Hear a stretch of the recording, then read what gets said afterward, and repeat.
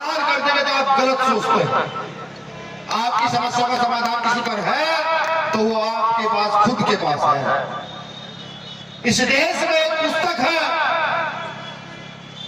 जो अधिकार देती है बाइबल को घर में रखने का और पढ़ने का, जो अधिकार देती है कुरान को घर में रखने का और पढ़ने का, जो अधिकार देती है गीता को घर में रखने का और पढ़ने का, जो हर धार्मिक पुस्तक को अधिकार देती है, उस पुस्तक का नाम है भारतीय संविधान। अगर आप बाइबल के साथ साथ भारतीय संविधान को पढ़ना शुरू करें तो इस देश के प्रधानमंत्री की इतनी हैसियत नहीं कि आपको क्रिसमस मनाने से वो रोक दें, उनकी भी इतनी हिम्मत नहीं।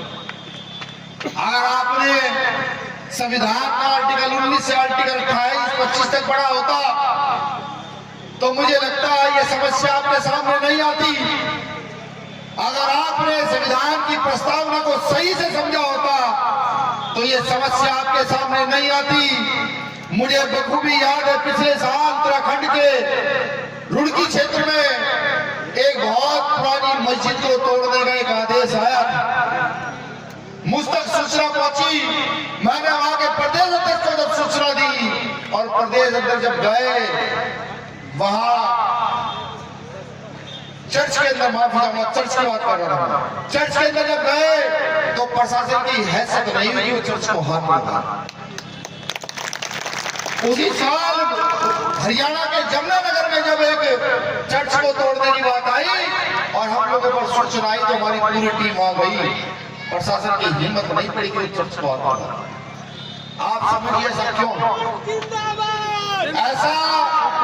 ऐसा इसलिए है कि हमने जाकर के प्रशासन को याद कराया कि यहाँ इन बातों पर बहस हुई है, बड़ी चर्चा हुई है और चर्चा के बाद इन कानूनों को अस्तित्व में लाया गया।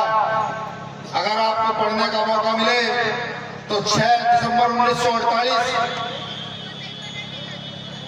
में चर्चा हुई थी संविधान के आर्टिकल 19 से 25 के बीच में।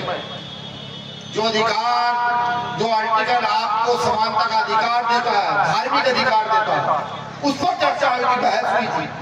उस बहस को पढ़ने का काम कीजिए। जब तक आप जानकारी नहीं जुटाएंगे, कोई देवी देवता, कोई ईश्वर, कोई भगवान, कोई खुदा, कोई गॉड आपको बचाने के लिए आने वाला नहीं। अगर आपको सुरक्षित रहना है तो आपको खुद खड़े होकर इस लड़ाई को मजबूत करना होगा।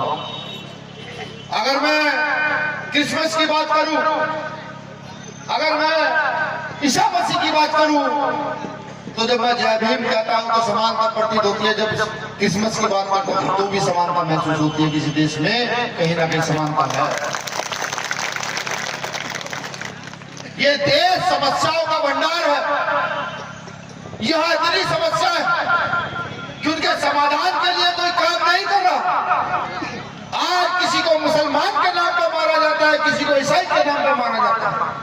लगातार मैं ये देखता हूं कि अगर ईसाई समाज के लोग चर्च में प्रार्थना कर रहे हैं, अपने ईश्वर को याद कर रहे हैं, तो भी यहाँ को सामंती ताकतों से बड़ी एलर्जी, बड़ी परेशानी है। एकजुट होने का समय है। अगर आप चाहें तो आपकी समस्याओं का समाधान है, ऐसा नहीं।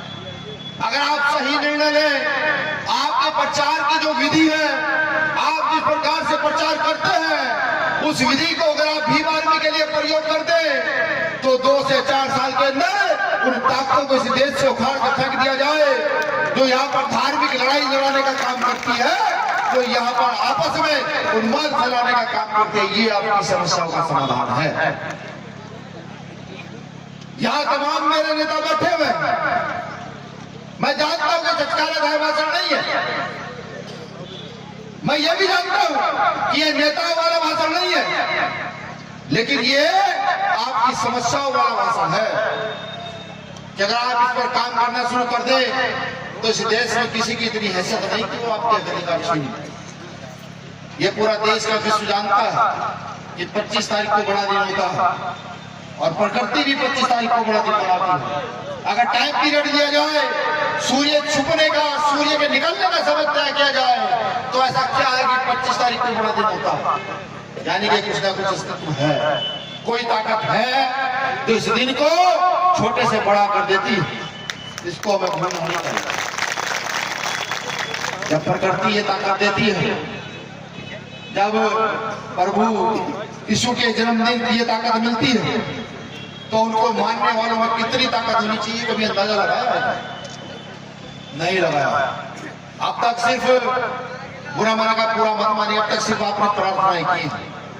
प्रार्थना के साथ साथ अब राजनीतिक शक्ति को हासिल कैसे किया जाए, सामंती व्यवस्था को कैसे उखाड़ कर फेंका जाए, कैसे उस प्रभु से ये दुआ की जाए कि इस देश के अंदर शांति हो, अमन हो, चैन हो, इसकी प्रार्थना की जाए।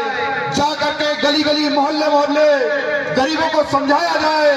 हर वो गरीब जिसके घर में रोटी की समस्या है, हर वो गरीब जिसके घर में कपड़े की समस्या है, हर वो गरीब जिसका बच्चा आज अच्छी शिक्षा नहीं ले पा रहा है, हर वो गरीब जिसके घर में इलाज के पैसे नहीं है, हर वो किसान जो आज आत्महत्या करने की कगार पर है, उसके घर घर जाकर समझाया जाए कि इस देश में एक ऐसा भी संगठन है जो आपके लिए काम कर सकता है, आपकी उन्नति कर सकता है, आपके बच्चों की अच्छी शिक्षा दिला सकता है। आप किसी भी धर्म को मानना चाहो, उस धर्म की आजादी आपको दे सकता है। धर्म के नाम पर अगर आपकी तरफ कोई उंगली उठाएगा, उस उंगली को काटने का काम की उसमें करेगा। अगर आप ये प्रचार में जाकर बताना शुरू कर दो, तो आप प्रभु ईसा मसीह का काम पूरी ईमानदारी से कर रहे हैं।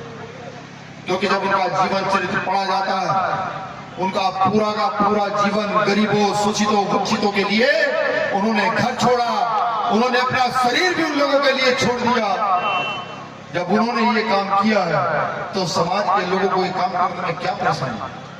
मुसीबत तो आएगी, बिल्कुल लिख लो, मुसीबत आएगी। सच्चाई यही है कि मुसीबत आएगी। हो सकता है जेल जाना पड़े, हो सकता है लाठी खानी पड़े, हो सकता है कि आप में से कोई मर भी जाए, कम भी हो जाए,